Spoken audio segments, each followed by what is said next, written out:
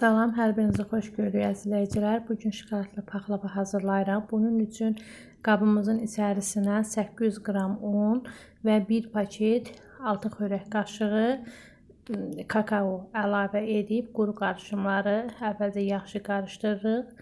Bu cür qarışdırdıqdan sonra üzərinə 1 ədəd də şəkərli vanil əlavə edirəm. Onu da qarışdırırıq. Daha sonra 100 ml kərə yağı əlavə edirəm. 2 ədəd yumurta əlavə edirəm.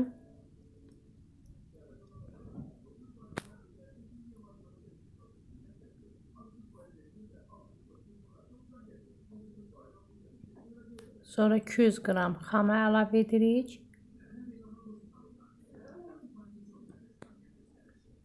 Bunları yaxşı qarışdırırıq.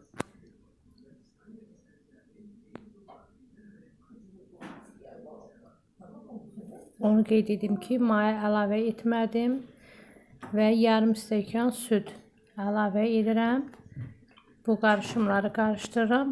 Bu qarışımları qarışdırdıqdan sonra yenə südü az-az əlavə edib xəmirimizi yoğururuq. Ümumilikdə 1 stəkan yarım az-az süd getdi və kündələrə ayırdım. Gördüyünüz kimi xəmirimizi elədim.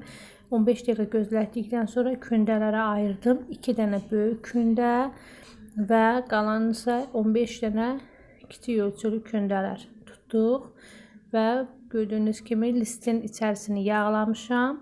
Böyük qalın kündənin alt hissələrindən yerləşdiririk.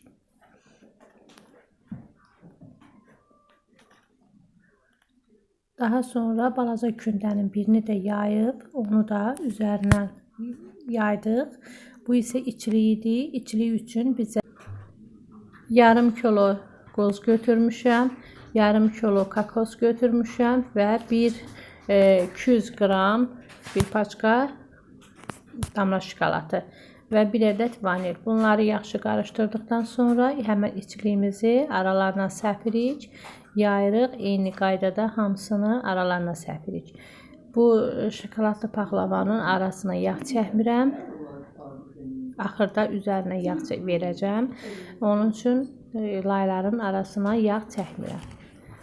Gördüyünüz kimi bu cür yayırıq, hamısının içliyini arasına yerləşdiririk. Bu qayda ilə biz paxlavamızı yaydıq, yığdıq.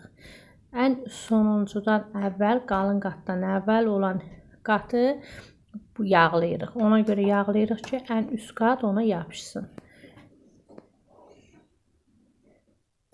Yaydıq, daha sonra paxlava kəsən vasitəsilə kəsdik və üzərinə 1 stəkan yarım ərinmiş kərə yağı əlavə edirik.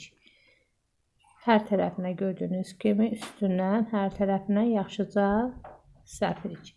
Və qoyduq paxlavamız bişdi. Bişəndən sonra 180 dərəcəli sobada bişdi. Bişəndən sonra şərbətini əlavə edirik. Şərbətdə 2 stəkan su, 2 stəkan şəkər tozu, 1 stəkan su əlavə etdik. Şərbətimizi hazırladıq.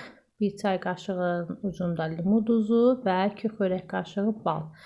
O biri paxlavanın, milli mətbəximizdəki paxlavanın şərbəti kimi hazırlayırıq və ən son üst hissəsinə də damla şokolatı səpdim.